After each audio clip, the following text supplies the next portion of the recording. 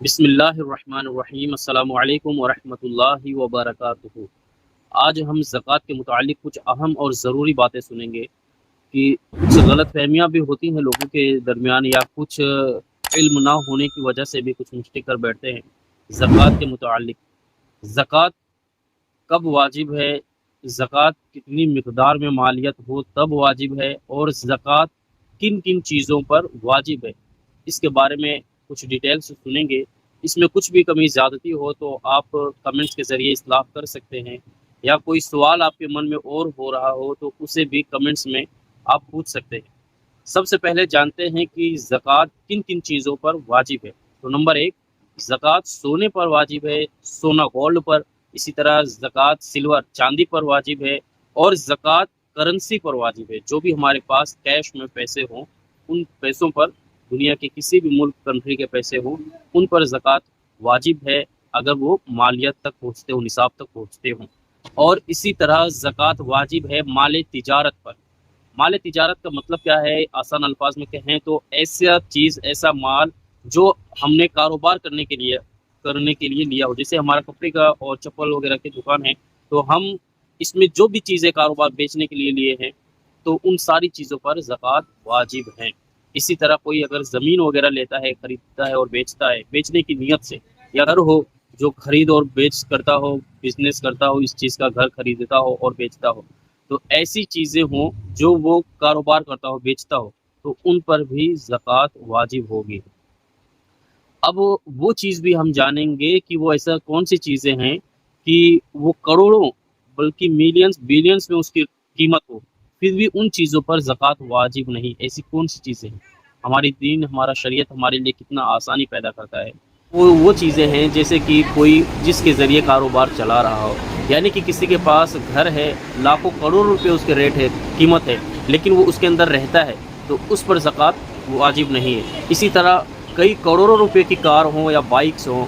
اس کو یوز میں لایا ہے، اس کو وہ چلاتا ہے، جس کے ذریعے آنا جانا کرتا ہے، تو اس پر زکوٰۃ واجب نہیں ہے۔ اسی طرح کسی کی فیکٹریز ہوں، کمپنیاں ہوں، یا کوئی ایسے کام ہو جن کے لیے ان کو لاکھوں کروڑوں روپے کی مشینیں خریدنی پڑتی ہیں، بڑی بڑی مشینیں آتی ہیں، کسی کے کارخانے ہوتے ہیں تو کوئی 2 کروڑ کی، 5 کروڑ کی، 10 کروڑ کی، 50 لاکھ کی، 80 لاکھ کی، ایسے قیمتوں میں بڑی بڑی مشینیں آتی ہیں، تو کیا ان مشینوں پر بھی زکوٰۃ ہوگی؟ تو بالکل نہیں۔ ہمارے دین، ہماری شریعت ہم پر اتنا زیادہ رعایت کرتی ہے کہ ایسی چیزیں جن کی قیمت کروڑوں اربوں روپے کی بھی ہوں، جن کے ذریعے ہم اپنا کاروبار چلا رہے ہیں، تو ایسی چیزوں پر زکوٰۃ واجب نہیں ہے۔ اللہ پاک ہم سب کو زیادہ سے زیادہ زکوٰۃ ادا کرنے کی توفیق عطا فرمائے، اور یہ زکوٰۃ دینا، راہ خدا میں خرچ کرنا، خدا کی قسم یہ ایسی چیزیں ہیں جن سے مال بڑھتا ہے، گھٹتا نہیں ہے، کیونکہ یہ نبی رحمت صلی اللہ تعالیٰ علیہ وسلم کا فرمان ہے، تو اس پر ہم بالکل قسم کھا سکتے ہیں۔ بظاہر ہمیں نظر آتا ہے کہ ہمارے مال کم ہو رہے ہیں، لیکن وہ اصل میں بڑھتا ہے۔ ساتھ ہی ساتھ یہ بھی بتاتا چلوں کہ زکوٰۃ اور جو بھی کچھ ہم راہ خدا میں دیں، تو اس پر ہمیں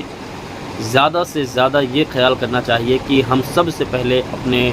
خاندان میں، اپنے رشتہ داروں میں، اپنے ریلیشن میں لوگوں کو دیکھیں کہ کون زکوٰۃ کا مستحق ہے۔ اس کے بعد ہم دور دراز کے رشتہ داروں کو دیکھیں، یا دور کے لوگوں کو دیکھیں، یا مسلمان کو دیکھیں جو حقیقت میں ضرورت مند ہو، پھر اس کے بعد ہم اپنے دینی مدارس کی طرف آئیں، اپنے مدارس میں بھی زکوٰۃ دیں۔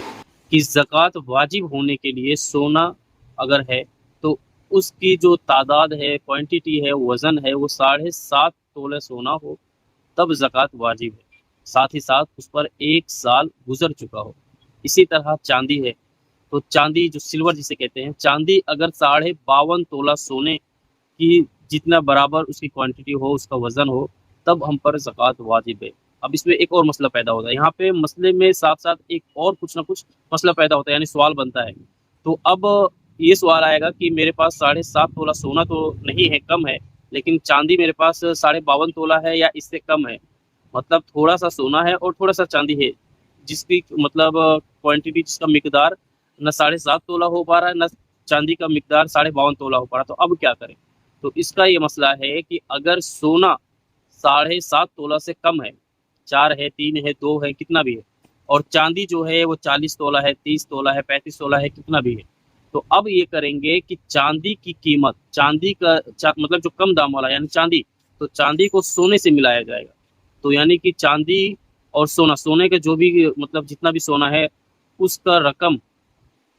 मतलब कैलकुलेट करके देखा जाएगा कि सोने का जब भी जितना भी पैसा बन रहा है और चांदी का जो भी पैसा बन रहा है, ये सब मिलाकर 52.5 तोला चांदी के बराबर इसका रकम यानी कि इसकी कीमत बन जा रही है, तो भी हमको अब ज़कात देना पड़ेगा। चाहे सोना पूरा ना हो या चांदी पूरा ना हो, लेकिन दोनों को मिलाकर 52.5 तोला चांदी के बराबर रकम बन जा रही है, तो हमें इसका ज़कात निकालना होगा। इसी तरह ये सवाल पैदा होता है, लोग सवाल करते हैं कि भाई हमारे पास हमारी मतलब बीवी के पास जो भी उनकी मिल्कियत में सोना है, चांदी है, तो क्या उसकी ज़कात बीवी खुद निकालेंगी या हमें निकालना होगा? तो इसका मसला ये है कि अगर वो सोने और चांदी की मालिकिन यानी कि मिल्कियत आपने उन्हीं को कर दिया या उनकी ही मिल्कियत में है वो, तो ये बीवी पर वाजिब है कि वो अपने पैसों से, उसके पास कैश हो तो उससे या अपने उस गहने में से कुछ कम करके जितने रकम बनते हो ज़कात के 2.5% निकाल के, तो उसमें से दे। वो अलग बात है कि शौहर अपनी खुशी से, अपनी रजामंदी से अगर देना चाहे तो दे सकता है। यहाँ तक मसला क्लियर हो गया। वीडियो थोड़ा तवील हो जाएगी क्योंकि मैं इतना अच्छे से समझा नहीं पा रहा हूँ, लेकिन बात को थोड़ा लंबा हो जा रहा है, तो वीडियो पूरा देखेंगे तब इंशाल्लाह हमें ये मसला पूरा क्लियर हो जाएगा। उसके बाद भी कोई सवाल पैदा होता है तो आप कमेंट्स में सवाल कर सकते हैं।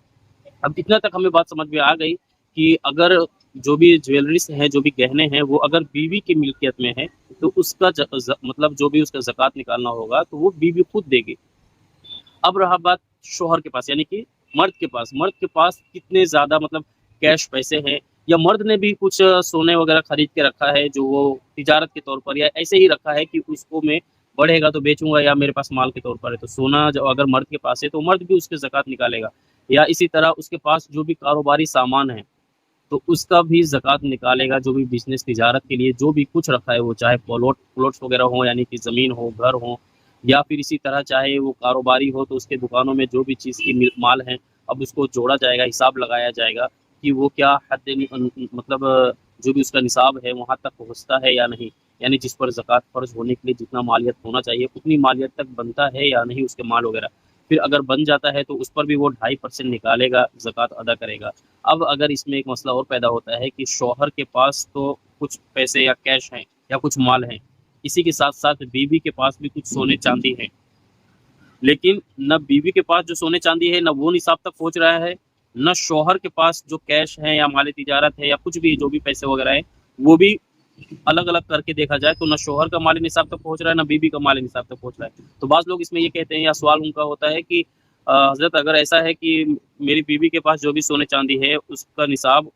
पूरा नहीं पहुंच रहा है और मेरे पास जो है वो भी पूरा नहीं पहुंच रहा है, तो क्या हम एक दूसरे का पैसे को, एक दूसरे के निसाब को आपस में मिलाकर देखेंगे, तब अगर वो निसाब से बढ़कर हो गया यानी कि हद निसाब तक पहुंच गया तो क्या उस पर ज़कात वाजिब होगा? तो ऐसा बिल्कुल भी नहीं है। जिस चीज़ की मालिक आप हो तो उसका ज़कात आपको अदा करना होगा अगर आप हद निसाब मतलब निसाब तक पहुंच रहे हैं, और अगर बीवी जिस चीज़ की मालिकिन है अगर उसके सोने चांदी वगैरह अगर निसाब तक नहीं पहुंच रहे हैं तो वो उसकी मतलब उसके ज़िम्मे कर्म पे है कि वो उसकी ज़कात नहीं निकालेगी या निकालेगी, और अगर शौहर का है तो वो शौहर पर है कि या उसका ज़कात निकालेगा या नहीं निकालेगा। ये बात यहाँ तक क्लियर हो गई हैं। अब इसमें माली तिजारत में भी ये मसला ज़रूर याद रखें कि आपके पास मिसाल के तौर पर 10 लाख रुपए के माल हैं कारोबार में या दुकान में, मिसाल दिया जा रहा है यहाँ पे कि 10 लाख रुपए का माल है,